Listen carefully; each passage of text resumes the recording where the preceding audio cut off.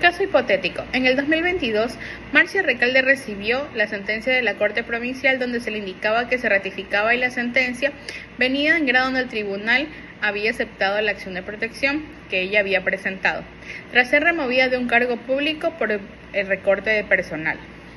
La Corte Provincial esgrimió, tras analizar los antecedentes de hecho y de derecho, que no existían violaciones a los derechos constitucionales. Marcia presentó una acción de protección ante la Corte Constitucional y a la par una petición ante el Sistema Interamericano de los Derechos Humanos.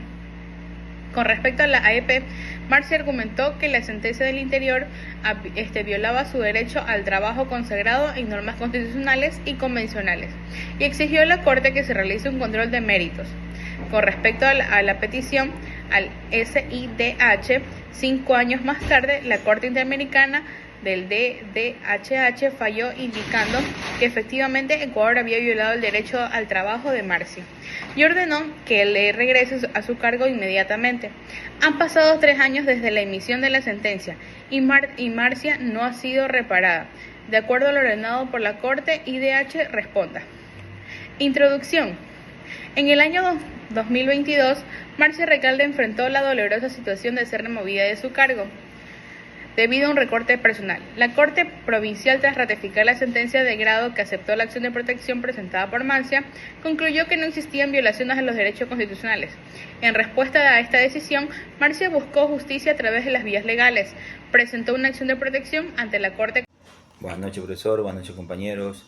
Soy el grupo número 4. Mi tema es el procedente de la acción extraordinaria de protección. Una explicación. Sí, sería procedente la acción extraordinaria de protección, ya que la sentencia de la Corte Interamericana de Derechos Humanos, la Corte IDH, reconoce la violación de derechos al trabajo de Marcia, lo que respalda la existencia de una vulneración de derechos que se podría ser subsanada mediante este recurso. El siguiente tema también es qué mecanismo será idóneo para asegurar el cumplimiento de la sentencia de la Corte IDH.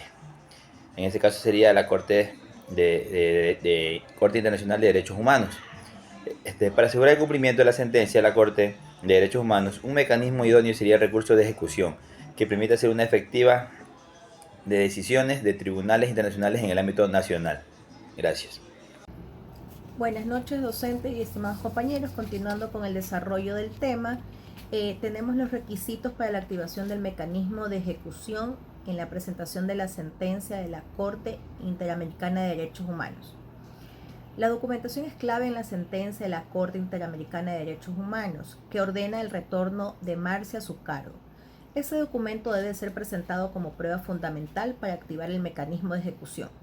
Como los requisitos para la activación tenemos lo siguiente: demostración de no cumplimiento de la sentencia, solicitud formal al Tribunal Nacional, cumplimiento de normas nacionales e internacionales, plazos y tiempos razonables y cooperación del Estado. Es decir, como demostración del no cumplimiento de la sentencia, se debe evidenciar que a pesar de la sentencia emitida por la Corte hace 3 años, a Marcia no ha sido reparada ni reintegrada a su cargo público. La falta de cumplimiento es esencial para justificar la activación del mecanismo de ejecución.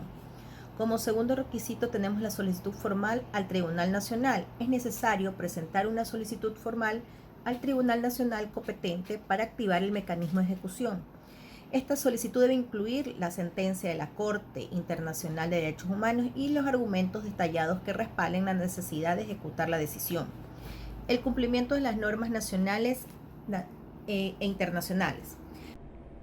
Como abogado defensor de la señora Marcia Recalde, debo iniciar el proceso presentando formalmente la solicitud de ejecución ante el Tribunal Nacional competente. Esta presentación fue clara y detallada y resaltando la falta del cumplimiento de la sentencia de la Corte Interamericana de Derechos Humanos y la necesidad urgente de la reparación de mi cliente.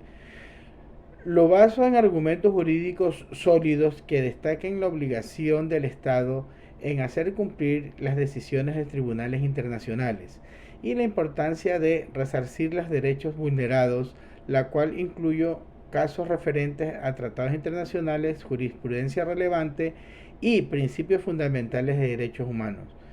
Estos nos indican la violación de los derechos que Marcia Recalde fue sometida y la orden de la Corte Interamericana de Derechos Humanos para su reintegración inmediata